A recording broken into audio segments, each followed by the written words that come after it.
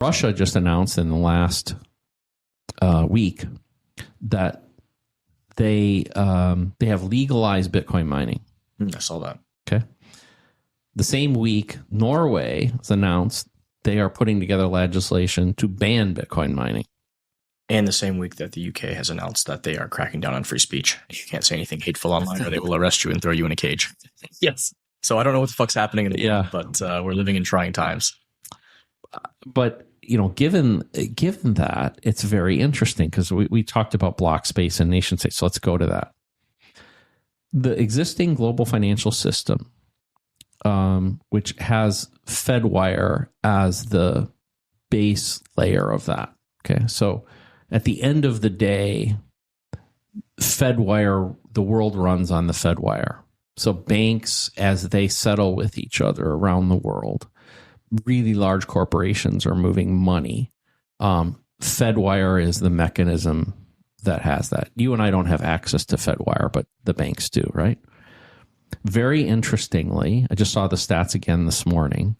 The global amount of transactions on that network is 200 million per year, give or take a couple. Spent. Are you talking about Lynn? I think Lynn Alden posted something about it. Is that what you're talking about? Yeah, Lynn's posted that same figure. Yeah. Okay.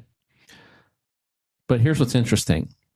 There's 52,560 blocks per year with an average of about 4,000 transactions per block. Do the math.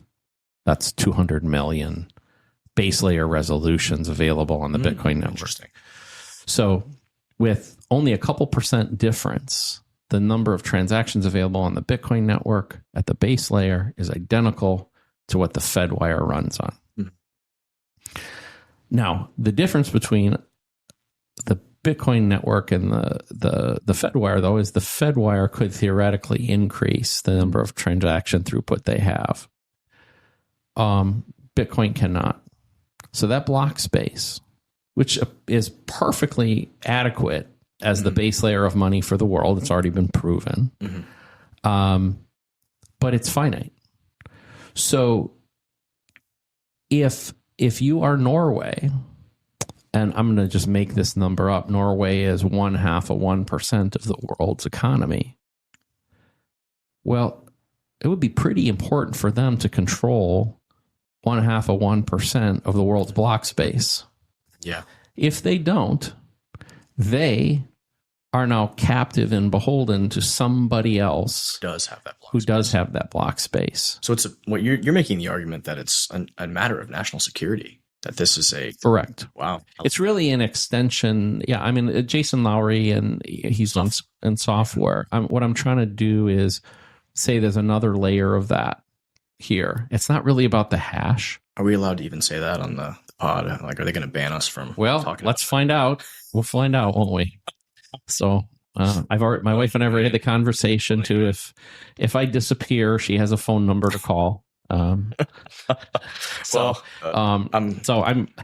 way, apologies for you killing yourself. Yeah. Well, we've literally had these conversations. So in all seriousness, we've literally had them because I'm not famous or anything, but I am public and I am out frequently saying these sorts of things. And so we've had the conversation. It's one of the beauties of being 60 years old too, by the way, is that, my kids are all grown.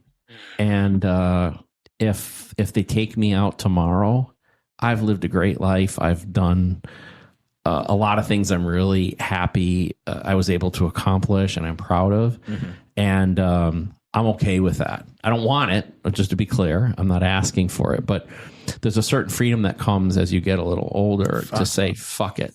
Like, I just barely turned 30. Well, and I'm young, and so I'm 30s. Respectful of that. You've got a nice young man that you're raising in the other room, and you need to be here for him. So I'll take the bullet, but I think that we're at the point where we were talking about this, like control of block space can be existential to the nation state. It can be existential to financial services companies. In fact, I think it is. I think in both cases, that if you are a nation and you do not control some reasonable percentage of block space, then you are somebody's slave. I don't care what, I'm going to put it really directly. You are not a sovereign nation. They're in the future state of the world. If you do not control block space, you are not a sovereign nation. And it doesn't have to be a massive amount. It can be like in the case of Norway, 1/10 of 1%. It could be even less. Yeah, I mean that's still a substantial number of blocks every year. Yeah, I mean if for instance Norway had 1/10 of 1%, on average they would mine 1 block a week. Okay, so you can between direct control of that and probably alliances with other countries. Of course, yeah, you're good. You're probably okay. This is fascinating. I mean, this is just like, strategically, nationally important, things that a government can do to, if there's ever a war, you want to be able to have some level of production of guns and ammunition and food, right? So Correct. There is some, I really do think government does play a role in having some subsidy for matters of national security, right? Yep. But not like just overall the market in general. I was talking to another person who's heavily involved in human rights. His name's Jorge Gerasate, and he is heavily involved in what's going on in Venezuela, and he has the up-to-date information. I know Jorge. Oh, you know Jorge. Okay, cool. Mm-hmm. You know what? Jorge and Ludmila, they're going to be here coming back in a couple of days. I mean, we're going to do like a roundtable, so we'd love to have you back again. Oh, okay. Talk about everything that's happening. Well, we've already worked together, and I've written papers for them. And I got some the Czech Republic. I got some more questions a little bit later. I saw your post when you got to Nashville. What the hell happened? And what did you think of Nashville this year? Yeah, welcome to Nashville. Well, I had flown into Nashville. This was right on the heels of Delta Airlines having a big fiasco with all the computers shutting down and all that. So anyway, it took me a little longer than normal to get to Nashville. So when I got there, it was late afternoon. I thought, well, I'm going to go for a run, get some sunshine, and burn off a little aggravation. So as I was running down in downtown Nashville, I got along Broadway, which for those of you who aren't familiar with it, is kind of a strip of bars and nightclubs and restaurants. It's kind of a party zone in Nashville. And I got to the edge of it. And as I ran by one building on a little side street, there was a guy leaning against the building, and he was drinking a beer. And for whatever reason, he took the beer bottle and he threw it at me this is like maybe 10 feet away, and he hit me in the leg, not in the head. And I stopped and looked at the guy, it gave him the what the fuck, and of course the